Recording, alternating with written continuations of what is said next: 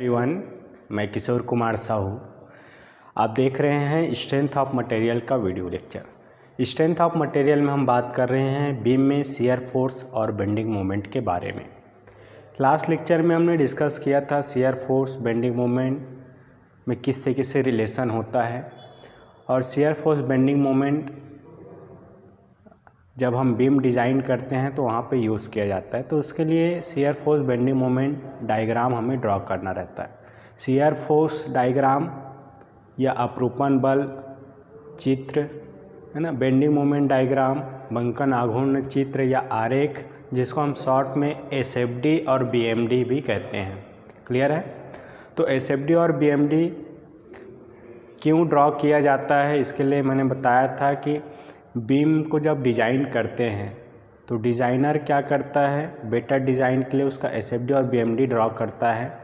SFD और BMD से हमें क्या पता चलता है, बीम के किसी पर्टिकुलर पॉइंट पे या साइलेंट पॉइंट पे कितना बेंडिंग मोमेंट है, कितना शियर फोर्स का वैल्यू, ये पता चल जाता है। इससे हमें पता चलता है कि किस पॉइंट पे मैक्सिमम शियर फोर्स है, किस पॉइंट पे मैक्सिमम बेंडिंग मोमेंट है, साथ ही साथ मिनिमम शियर फोर्स और मिनिमम बेंडिंग मोमेंट किस पॉइंट पे है, ये भी हमें पता चलता है।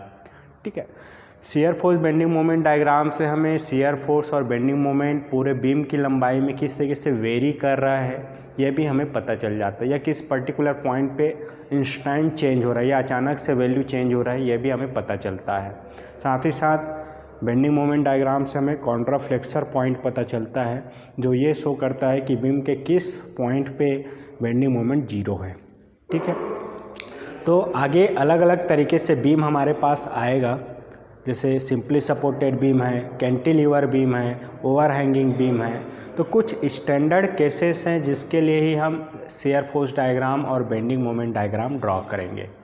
ठीक है, तो सबसे पहले हम बात करते हैं सिंपली सपोर्टेड बीम के बारे में, कि सिंपली सपोर्टेड बीम जब हो और उसमें लोड एक्ट कर रहा हो, लोड जो है वो पॉइंट लोड हो सकता है, यूनिफॉर्मली डिस्ट्रीब्यूटेड लोड हो सकता है, वेरिंग लोड हो सकता है, या कंबाइंड लोड भी हो सकता है। तो एक एक करके हम लोग डिस्कस करेंगे कि कैसे सिंपली सपोर्टेड बीम का shear force diagram, bending moment diagram draw कर सकते हैं। क्लियर है? तो आज हम लोग देखते हैं shear force diagram and bending moment diagram of simply supported beam. ठीक है, फॉर एग्जाम्पल, पहला एग्जाम्पल है या क्वेश्चन आप ले सकते हैं। ठीक है, हमारे पास एक सिंपली सपोर्टेड बीम है इस तरीके से।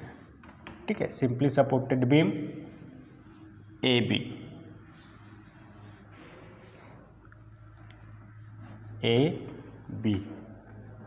ठीक है, यहाँ पे सिंपली सपोर्टेड बीम है तो एंड ए पे एक मान लो हिंज सपोर्ट दिया हुआ है और बी पे रोलर सपोर्ट है। ठीक है, इस बीम की लंबाई या स्पैन लेंथ जो है वो है एल। क्लियर है? अब यहाँ इस बीम में सेंटर पे, सेंटर पॉइंट मान लो सी है, जो कि ए से कितने डिस्टेंस पे होगा या बी से कितने डिस्टेंस पे होगा, l/2 का होगा। ये ए से सी डिस्टेंस l/2 और बी से सी का डिस्टेंस l/2। बिल्कुल सेंटर पे ये पॉइंट लोड W जो है एक्ट कर रहा है डाउनवर्ड डायरेक्शन में। तो इस बीम के लिए shear force bending moment diagram हमें ड्रॉ करना है। ठीक है, दिए सिंपली सपोर्टेड बीम है जिसकी लंबाई L है, उसके मध्य बिंदु पे एक पॉइंट लोड W एक्ट कर रहा है, तो इसका अपरूपण प्रतिबल आरेख और बंकन आघूर्ण आरेख खींचना है। क्लियर है? तो सबसे पहली बात तो देखिए, यहाँ पे सिंपली सपोर्टेड बीम है तो पहला काम यही रहेगा कि हम रिएक्शंस कैलकुलेट करें। ठीक है, इसका फ्री बॉडी डायग्राम ड्रॉ करेंगे तो यहाँ पे देखेंगे कि ए पे दो रिएक्शंस आएंगे। हिंज सपोर्ट है तो एक अपवर्ड डायरेक्शन में रिएक्शन और एक हॉरिजॉन्टल डायरेक्शन में रिएक्शन। लेकिन हॉरिजॉन्टल डायरेक्शन में कोई भी एक्शन नहीं हो रहा है तो हॉरिजॉन्टल रिएक्शन यहाँ पे जीरो हो जाएगा। क्लियर है? तो ये वर्टिकल रिएक्शन अपवर्ड डायरेक्शन में होगा जो कि आ रहे हैं। वैसे ही रोलर सपोर्ट पे केवल एक ही रिएक्शन आता है, एक्शन डाउनवर्ड है इसलिए रिएक्शन अपवर्ड डायरेक्शन में होगा, मान लो बी पे रिएक्शन हो रहा है आर बी अपवर्ड डायरेक्शन में, तो पहला काम ये है कि हम आर ए और आर बी की वैल्यू फाइंड आउट करें। कोई भी बीम हो आपको पहले रिएक्शन ही कैलकुलेट करना है, उसके बाद आगे शियर फोर्स और बेंडिंग मोमेंट के लिए सॉल्यूशन करना है। ठीक है, तो रिएक्शंस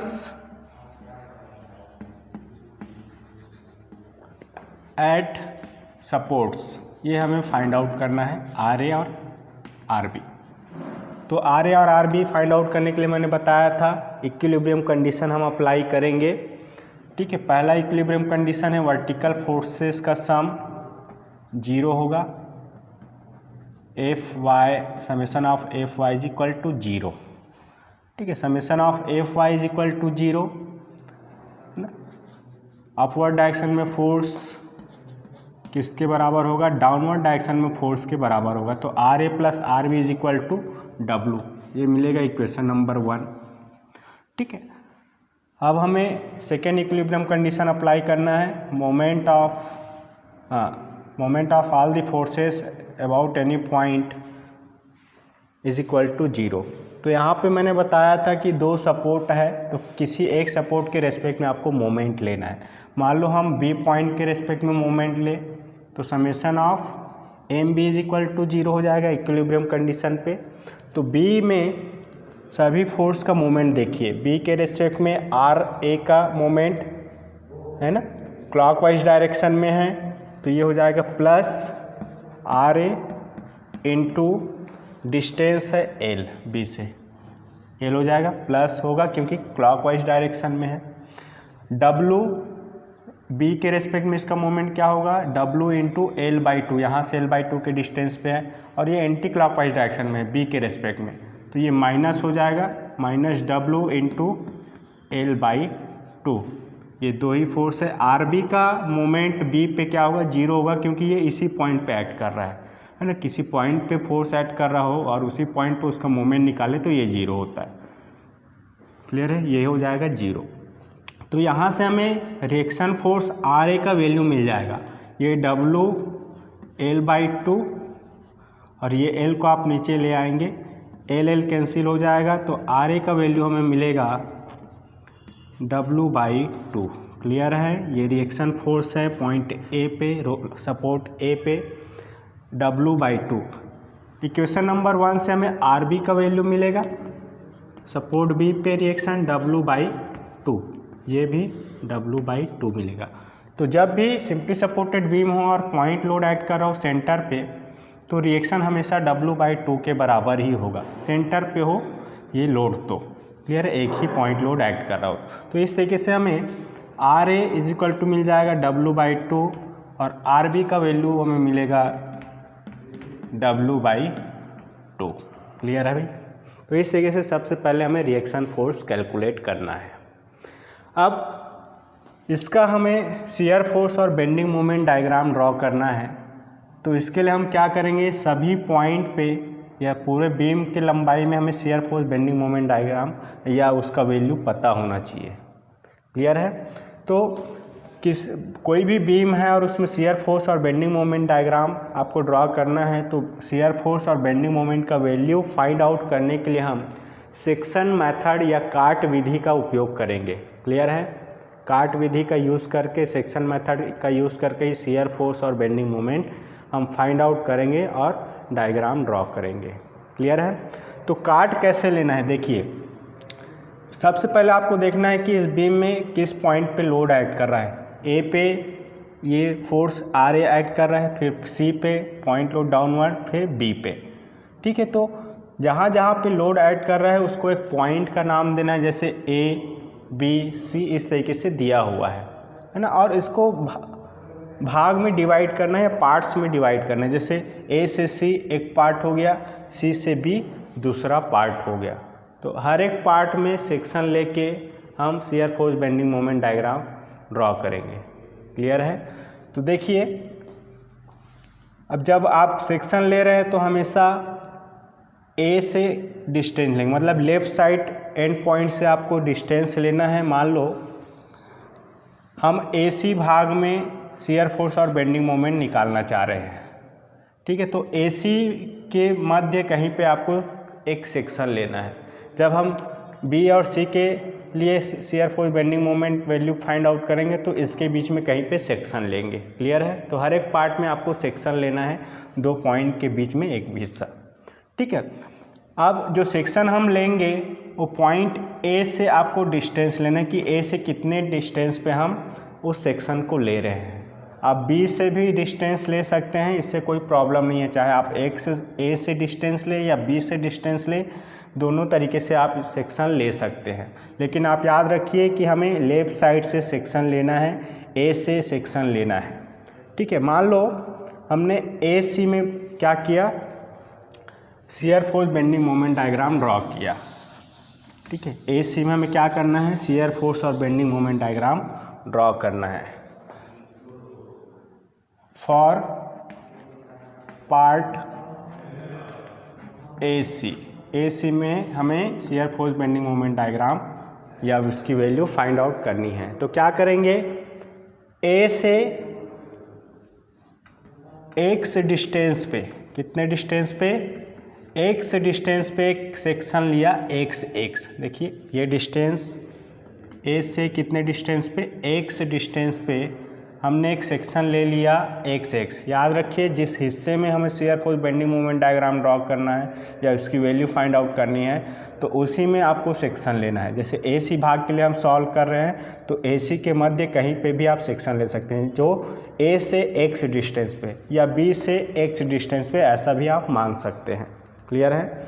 अब ये सेक्शन हमने लिया है तो यहीं पे आपको शियर फोर्स और बेंडिंग मोमेंट की वैल्यू जो है वो फाइंड आउट करनी है। क्लियर है? देखिए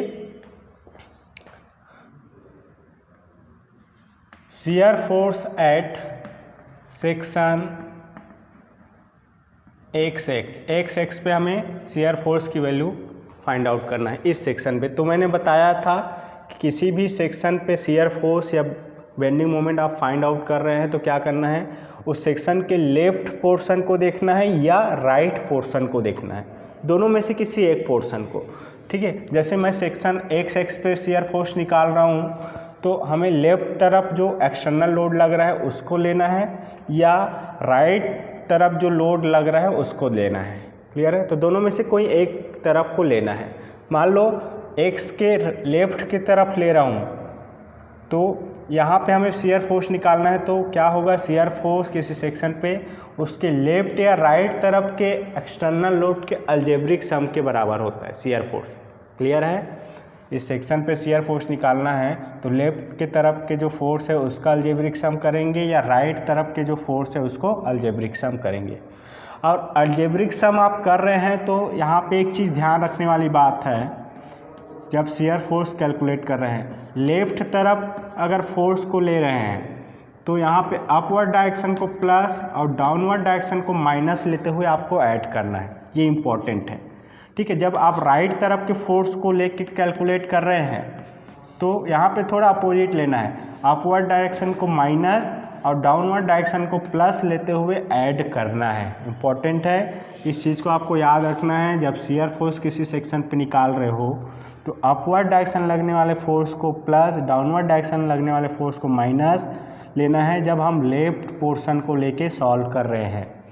यदि हम राइट पोर्शन को लेके सॉल्व कर रहे हैं तो यहाँ पे अपवर्ड डायरेक्शन को माइनस और डाउनवर्ड डायरेक्शन को प्लस लेते हुए ऐड करना है। क्लियर है? तो देखते हैं, मान लो ये एक्स पे हम ले रहे हैं तो लेफ्ट तरफ के फोर्स को ले ले तो लेफ्ट तरफ कितना फोर्स है, आर ए अपवर्ड डायरेक्शन। तो shear force at section x क्या हो जाएगा, या ए सी भाग में है तो एफ ए सी क्या हो जाएगा, एफ ए सी, या इस सेक्शन पे हम निकाल रहे हैं एक्स पे तो ये आर ए अपवर्ड डायरेक्शन में इसलिए प्लस, और कोई फोर्स नहीं है लेफ्ट में तो एक ही फोर्स आएगा। मतलब इस सेक्शन पे शियर फोर्स का वैल्यू आर ए के बराबर होगा जो कि W/2 के बराबर होगा। क्लियर है? देखिए अगर मैं राइट तरफ के फोर्स को निकाल रहा हूँ तो क्या होगा, downward direction plus W force और अपवर्ड डायरेक्शन माइनस RB। ये इसको हम सॉल्व करेंगे तो W/2 ही आएगा प्लस में, तो या तो आप लेफ्ट तरफ ले या राइट तरफ ले, लेकिन साइन कन्वेंशन को ध्यान रखना है कि आप किस तरीके से ले रहे हैं। तो इस तरीके से हमने एक सेक्शन पे लेफ्ट तरफ लगने वाले फोर्स का अलजेब्रिक सम किया। एक ही फोर्स है RA जो कि W/2 है। क्लियर है? प्लस है ये वैल्यू, इसलिए यहाँ पे क्या हुआ प्लस। तो इसी तरीके से देखेंगे कि हम इस AC के मध्य कहीं पे भी सेक्शन ले, कहीं पे भी आप सेक्शन ले AC के मध्य A से C तक कहीं पे भी सेक्शन ले, तो ये जो शियर फोर्स F का वैल्यू आएगा वो W/2 ही आएगा। मतलब A से C तक जो शियर फोर्स का वैल्यू होगा वो क्या होगा, W/2 के बराबर होगा। क्लियर है? तो ये जो वैल्यू है FAC, इस हिस्से में जो पूरा शियर फोर्स का वैल्यू होगा वो W/2 के बराबर होगा। आप लेके बता सकते हैं। मान लो यहाँ पे सेक्शन ले तो लेफ्ट तरफ के फोर्स को जोड़ोगे तो RA ही फोर्स आएगा। मान लो यहाँ पे सेक्शन ले तो A से C तक कहीं पे भी सेक्शन लीजिए, क्या आएगा, शियर फोर्स का मान W/2 ही आएगा।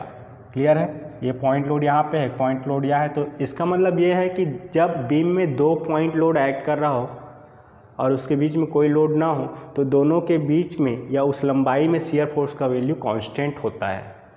क्लियर है? A से C ये आ गया। अब A से C इस भाग में हमें बेंडिंग मोमेंट निकालना है।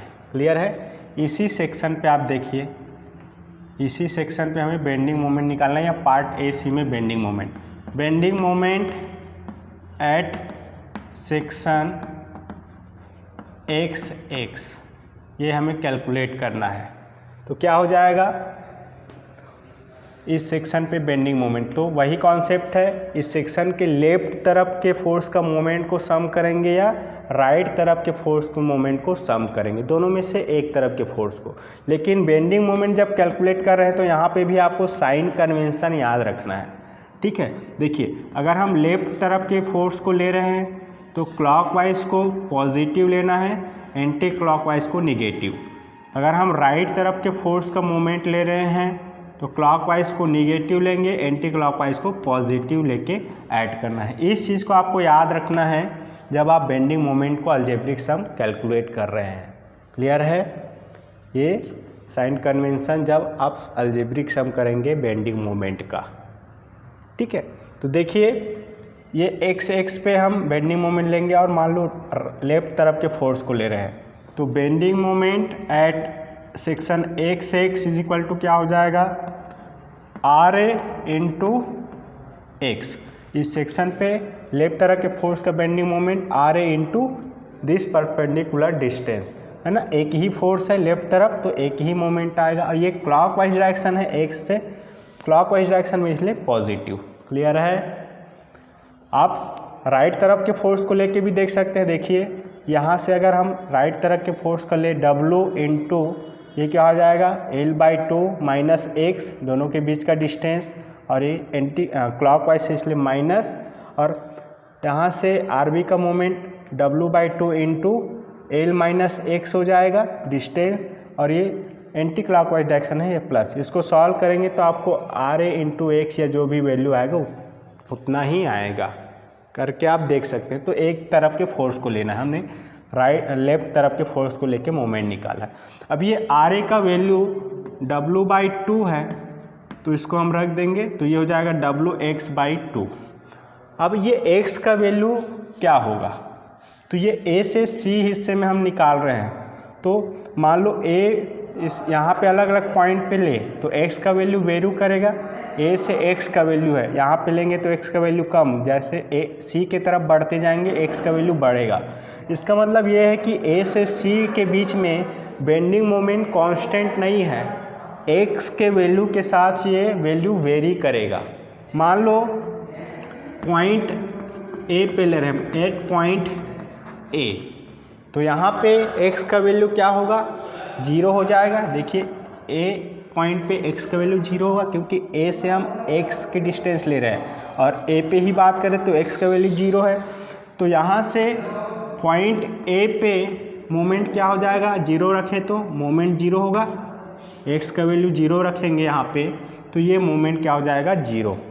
वैसे ही एट पॉइंट सी करें, एट पॉइंट सी, तो यहाँ से देखिए ए से सी तक जाए तो सी में x का वैल्यू क्या हो जाएगा, l/2 के बराबर होगा। सी पे x का वैल्यू होगा l/2।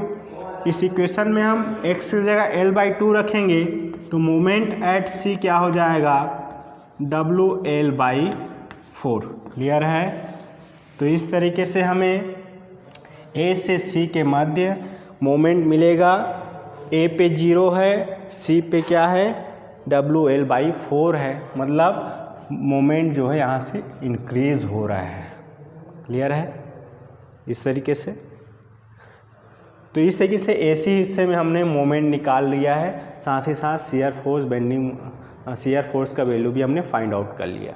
आई होप कि एसी में आपको समझ में आया होगा। अगर ये समझ आ गया तो आप इजीली बीसी भाग में शियर फोर्स और बेंडिंग मोमेंट कैलकुलेट कर सकते हैं।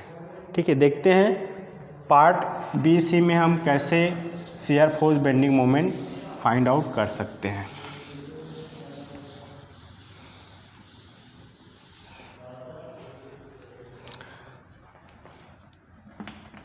पार्ट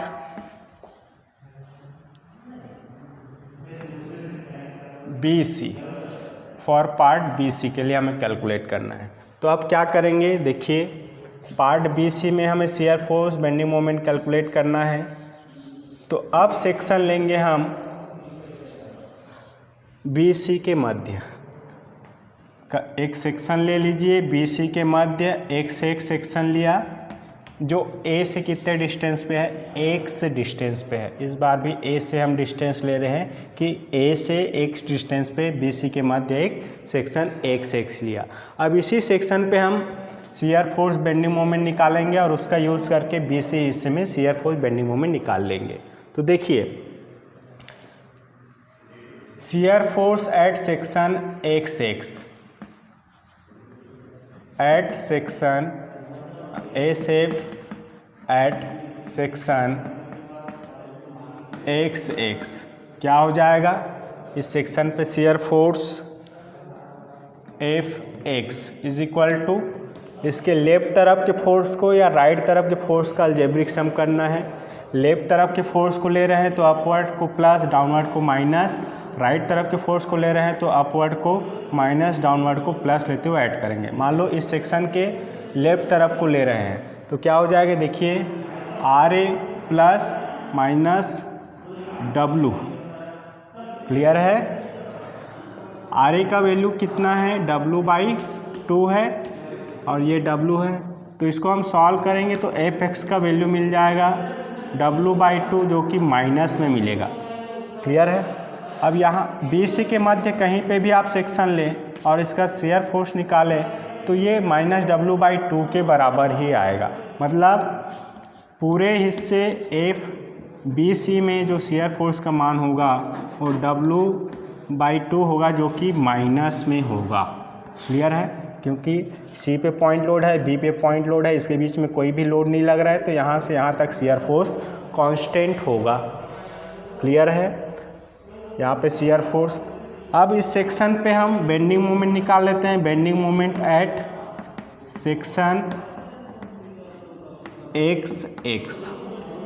इस सेक्शन पे बेंडिंग मोमेंट निकालेंगे और उसका यूज़ करके पूरे हिस्से BC में हम बेंडिंग मोमेंट कैलकुलेट कर लेंगे। देखिए bending moment at section x, mx is equal to क्या होगा, इसके लेफ्ट तरफ के फोर्स का मोमेंट या राइट तरफ के फोर्स का मोमेंट का सम। जब आप लेफ्ट तरफ ले रहे हैं तो क्लॉकवाइज को प्लस, एंटी क्लॉकवाइज को माइनस। जब राइट फोर्स को ले रहे हैं तो एंटी क्लॉकवाइज को प्लस, क्लॉकवाइज को माइनस लेते हुए ऐड करना है। ठीक है। मान लो लेफ्ट तरफ के फोर्स को ले रहे हैं, क्या हो जाएगा, RA इंटू x होगा। इस सेक्शन से RA का डिस्टेंस x है, क्लॉकवाइज डायरेक्शन में इसलिए प्लस। W इस x सेक्शन पे क्या मोमेंट होगा, W का, W into x minus L/2 होगा और एंटी क्लॉकवाइज डायरेक्शन में इसलिए minus W/2 x minus L/2। Clear है। ये होगा।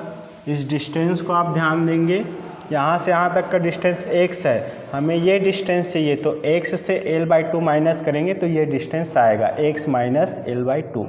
ठीक है। और ये W है, सॉरी यहाँ पे W है, ये एंटी क्लॉकवाइज डायरेक्शन में मोमेंट है इसलिए माइनस, तो WX माइनस L/2। अब ये जो मोमेंट है इस सेक्शन पे वो डिपेंड करता है x की वैल्यू पे। तो C पे अगर ले हम BC हिस्से में कैलकुलेट कर रहे हैं तो पॉइंट C पे क्या होगा, एट पॉइंट C यहाँ पे x का वैल्यू क्या होगा, L/2 होगा। x का वैल्यू A से ले रहे हैं तो C पे x का वैल्यू क्या होगा, L/2 के बराबर होगा। तो यहाँ से हमें पॉइंट C पे मोमेंट क्या मिलेगा, x के जगह L/2 रख दीजिए इस इक्वेशन में, ये हो जाएगा RA की वैल्यू W/2, x की वैल्यू L/2, यहाँ पे ये वैल्यू L/2 रखने से 0 हो जाएगा, ये पूरा टर्म्स 0 होगा। तो finally MC moment at point C हमें मिलेगा WL/4। क्लियर है। वैसे ही पॉइंट B पे हम बात करें, एट पॉइंट B यहाँ पे x का वैल्यू क्या होगा, L के बराबर होगा, A से x की वैल्यू ले रहे हैं तो x इक्वल टू हो जाएगा L। क्लियर है। अब इस इक्वेशन पे हमें x का वैल्यू रखना है तो क्या हो जाएगा, moment at B MB is equal to RA का वैल्यू W/2, x का value L minus WXL minus L/2। इसको हम सॉल्व करेंगे तो MB का वैल्यू हमें मिल जाएगा WL/2 minus L minus L/2 हो जाएगा L/2 WL/2। तो फाइनली इसको सॉल्व करेंगे तो MB का वैल्यू हमें मिलेगा 0। क्लियर है। MB का वैल्यू इस तरीके से हमने B से हिस्से में भी बेंडिंग मोमेंट का वैल्यू फाइंड आउट कर लिया। देखिए C पे बेंडिंग मोमेंट आया WL/4 और B पे आया 0, मतलब यहाँ से वैल्यू क्या कर रहा है, धीरे धीरे डिक्रीज हो रहा है। तो इसी तरीके से हम अलग अलग सेक्शन पे निकालेंगे तो ये वैल्यू धीरे धीरे कम होगा, जैसे C से B की तरफ बढ़ते जाएंगे। तो क्लियर है। ये तो हो गया वैल्यू की बात। तो हमने क्या क्या वैल्यू कैलकुलेट किया, फाइनली हम देख लेते हैं कि किस तरीके से वैल्यू हमने फाइंड आउट किया हुआ है।